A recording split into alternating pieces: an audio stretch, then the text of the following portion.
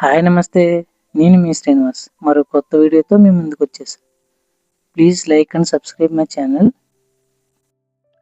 Panel board ఈ విధంగా set చేసుకోవాలి. ఇది ఎంసీసీబీ. వైర్స్ రావడానికి హోల్ చేసుకోవాలి. ముందుగానే పెన్తో ఈ విధంగా మార్క్ చేసుకోవాలి హోల్ చేయడానికి. ఇది చేంజ్ ఓవర్ కూడా అదే విధంగా 4 హోల్స్ మార్క్ చేసుకోవాలి. ఈ విధంగా 4 హోల్స్ పెన్తో మార్క్ చేసుకొని డ్రిల్ చేసుకోవాలి నట్ అండ్ బోల్ట్స్ రావడానికి. ఇటుపక్క కూడా అదే విధంగా మార్క్ చేసుకోవాలి పెన్తో 2 హోల్స్. సేమ్ అదే విధంగా అటుపక్క కూడా ఆల్రెడీ చేసాం కాబట్టి నెక్స్ట్ ఫీజులు కూడా చేసుకోవాలి. నట్ అండ్ బోల్ట్స్ వస్తాయండి. ఈ డ్రిల్ తోటి మార్క్ చేసుకొని వైర్ రావడం కోసం ఇక్కడ కూడా ఫీజ్ మార్క్ చేసుకోవాలండి. మార్క్ చేసుకుంటే పెన్ హోల్స్ అనేది పెన్ పెట్టారు చూసారా, ఆ హోల్స్లో డ్రిల్తో హోల్ చేసుకోవాలి. నట్ అండ్ బోల్ట్స్ వచ్చే విధంగా. అది 8 mm వస్తుంది. ఆ 8 mm డ్రిల్ పెట్టి వేసుకుంటే మీకు నట్ బోల్ట్ అనేది ఈజీగా పెట్టేస్తుంది. 6 mm వేస్తే ఏమవుతుందంటే బాగా టైట్గా ఉంటుంది, అది క్రాస్గా ఫిట్ అయ్యే ఛాన్సెస్ ఉంటాయి. న్యూట్రల్ లింక్ కూడా ఇదే విధంగా 2 హోల్స్ మార్క్ చేసుకొని మొత్తం మార్కింగ్ అయిపోయిన తర్వాత డ్రిల్తో ఈ విధంగా హోల్ చేసుకోవాలండి. ఇది 32 mm మన బాణం బిట్ అంటారు. కార్పెంటర్స్ వాడతారు ఎక్కువగా, ఎలక్ట్రీషియన్ తక్కువ వాడేది. ఇలా చెక్క వుడ్కి మార్క్ చేయడం కోసం మేము యూజ్ చేస్తున్నాం అంతే. ఇది 12 mm బిట్ అండి. సింగిల్ వైర్ వస్తుంది అనుకుంటే కానీ ఈ బిట్ తీసుకుంటే చాలు. ఈ చేంజ్ నట్ బోల్ట్స్ కూడా ఫిట్ చేస్తున్నాను చూడండి. ఈ 4 నట్ బోల్ట్స్ కూడా ఇదే విధంగా ఫిట్ చేసేసుకోవాలి. మీకు వీడియోలో ఎంత కోసం తగ్గిస్తున్నాను.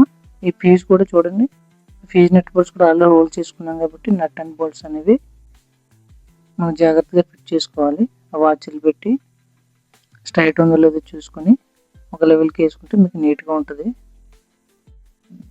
ఇదే విధంగా 3 ఫీజులు కూడా ఫిట్ చేసుకోవాలి. ఫిట్ చేసుకున్నప్పుడు జాగ్రత్తగా చేసుకోవాలండి. పింగానే కాబట్టి బ్రేక్ అయ్యే ఛాన్సెస్ ఉంటాయి, జాగ్రత్తగా చేయాలి.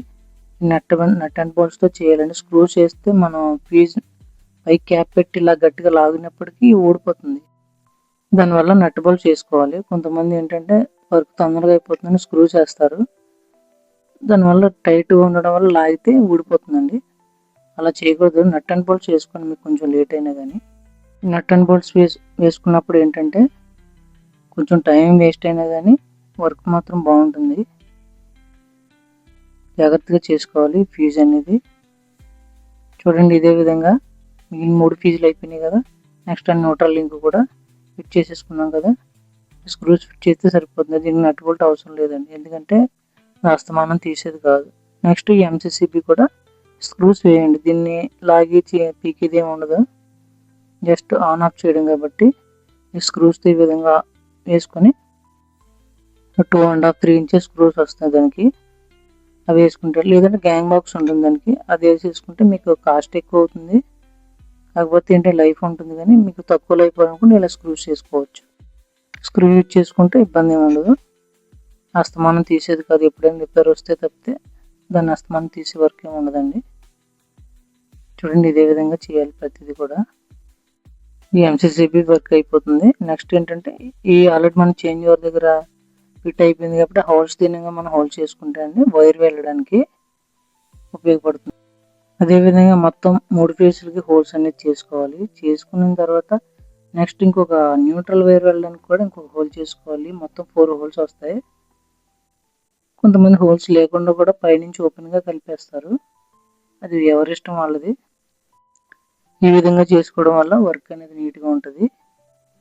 నెక్స్ట్ ఏంటంటే వైర్ వేసుకుందాం. ఈ విధంగా వైర్ వేసుకుంటే బయటికి వర్క్ అనేది చూడండి నీట్గా ఉంటుంది. న్యూట్రల్ వైర్స్ కూడా ఈ విధంగా బయటకు వేసుకోవాలి. చూడండి ఆ 1 square వైర్ కూడా బయటకు వేసుకుని అది హోల్డర్స్కి వెళ్తుందండి. హోల్డర్స్ ఫిట్ చేయాలా, చూసారా మెయిన్ పాయింట్ నేను చెప్పబోయేది ఏంటంటే మన ట్రాన్స్ఫార్మర్ నుంచి కేబుల్ అనేది ఫ్యూజుల్కి వస్తుంది. ఫ్యూజుల్ నుంచి అవుట్పుట్ అనేది చేంజ్ ఓవర్కి వస్తుంది. చేంజ్ ఓవర్ అవుట్పుట్ ఎంసీసీబీకి వస్తుంది. చూడండి జాగ్రత్తగా. ఇది ఇప్పుడు వేసేది ఎంసీసీబీకి ఇన్పుట్ అనేది ఎంసీసీబీకి వేసుకుని ఈ విధంగా కలుపుకోవాలి. చూపిస్తాను చూడండి.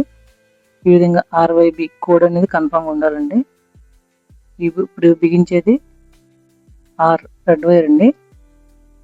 నెక్స్ట్ బిగించేది Y ఎల్లో కలర్. తర్వాత నెక్స్ట్ బిగించేది బ్లూ కలర్. ఈ కలర్ కోడ్ అనేది చాలా ఇంపార్టెంట్ ఎలక్ట్రీషియన్ వాళ్ళు ఎవరికైనా కానీ. ఈ విధంగా ఫిట్ చేసుకోవాలి.